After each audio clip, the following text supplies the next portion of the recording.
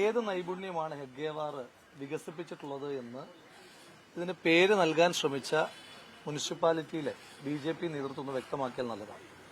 നമ്മുടെ അറിവിൽ ഹെഡ്ഗേവാർ ആരാണ്?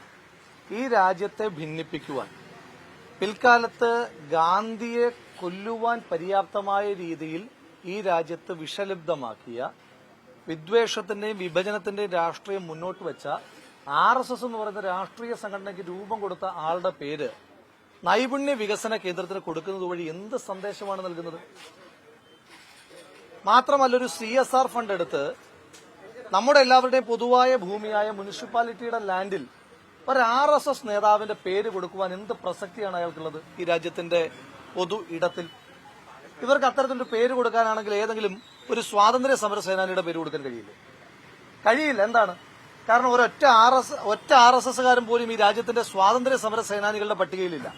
അപ്പൊ ഇവർക്കില്ലാത്ത ക്ഷാമം, കൊള്ളാവുന്ന ഒരുത്തന്റെ പേര് പോലും കൊടുക്കാൻ ഒരു പേരില്ലാത്തതിന്റെ ക്ഷാമം ഇതുപോലെയുള്ള രാജ്യത്തെ വിഭജിച്ച് ആരുടെയെങ്കിലും പേര് കൊടുത്തിട്ടല്ല RSS തീർക്കേണ്ടത് എന്ന് തന്നെയാണ് കൃത്യമായി സൂചിപ്പിക്കാനായിട്ടുള്ളത്. ഇതിനെതിരെ പ്രതിരോധിക്കുമെന്നല്ല, ഈ സംരംഭത്തെ പ്രതിരോധിക്കുമെന്നല്ല നിങ്ങൾ പറയുന്നത്.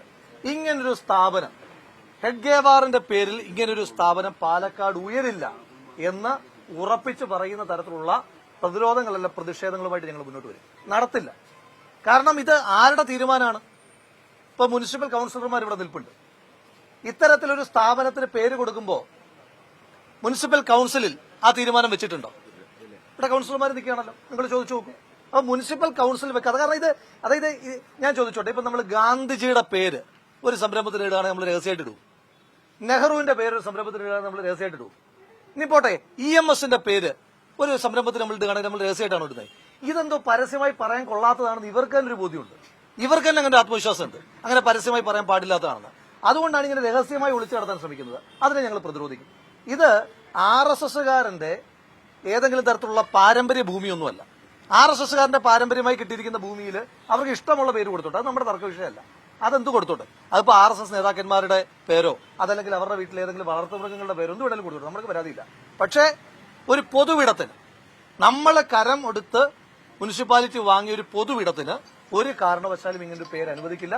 ശക്തമായ പ്രതിഷേധം. ഇന്ന് രാവിലെ ഇപ്പോ യൂത്ത് കോൺഗ്രസിന്റെ പ്രതിഷേധം ഉണ്ടായിരുന്നു, കോൺഗ്രസിന്റെ പ്രതിഷേധം ഉണ്ടായിരുന്നു, കൌൺസിലർമാരുടെ പ്രതിഷേധം ഉണ്ടായിരുന്നു, മറ്റു പാർട്ടിക്കാരുടെ പ്രതിഷേധം ഉണ്ടായിരുന്നു.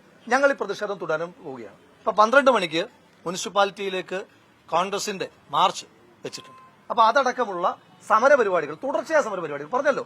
ഇത് ഇതിനെതിരെ പ്രതിഷേധിക്കുകയല്ല, ഇത് വരാൻ ഞങ്ങൾ അനുവദിക്കില്ല. ആ തരത്തിലുള്ള സമരങ്ങളുമായിട്ട് മുന്നോട്ട് പോകും. അതേപോലെ ഈ ഹെഡ്ഗേവാറിന്റെ ആശയമല്ലേ രാജ്യം ഭരിക്കുന്നത്? പ്രധാനമന്ത്രി ഉൾപ്പെടെ ആ ആശയമല്ലേ പിന്തുടരുന്നത്? ഇവിടെ രാജ്യം ഭരിക്കുന്ന അതിൽ നിന്ന് അദ്ദേഹത്തിന്റെ കാര്യങ്ങളിൽ നിന്നുള്ള പ്രേരണ ഉൾക്കൊണ്ടുകൊണ്ടുള്ള ഒരു പ്രത്യയശാസ്ത്രമല്ലേ? അപ്പൊ അതിനെങ്ങനെയാണ് നൽകാൻ കഴിയില്ല എന്ന് പറയാം? രാജ്യം ഭരിക്കുന്ന പ്രത്യയശാസ്ത്രം ഈ രാജ്യത്തെ ഹിന്ദുക്കളും അല്ലാതെയുള്ള ആളുകളൊന്നും, ഈ രാജ്യത്തെ ക്രിസ്ത്യാനികൾ, ഈ രാജ്യത്തെ മുസ്ലിങ്ങൾ, ഇവരൊക്കെ ആഭ്യന്തര ശത്രുക്കൾ എന്ന് പറയുന്നതാണോ രാജ്യത്തിന്റെ പ്രത്യയശാസ്ത്രം? നിങ്ങൾ വെറുതെ ബ്രിട്ടീഷുകാർക്കെതിരായി സമരം ചെയ്ത പറയട്ടെ അല്ല സഹോദര അങ്ങേക്കൊരു കാര്യം. ശരി, ജനൻ ടിവിയുടെ റിപ്പോർട്ടർക്ക് ഞാനൊരു ചരിത്ര സംഭവം പറഞ്ഞുതരാം. അങ്ങ് ഈ ഹിറ്റ്ലർന്ന് കേട്ടിട്ടുണ്ടാവുമല്ലോ അല്ലെ?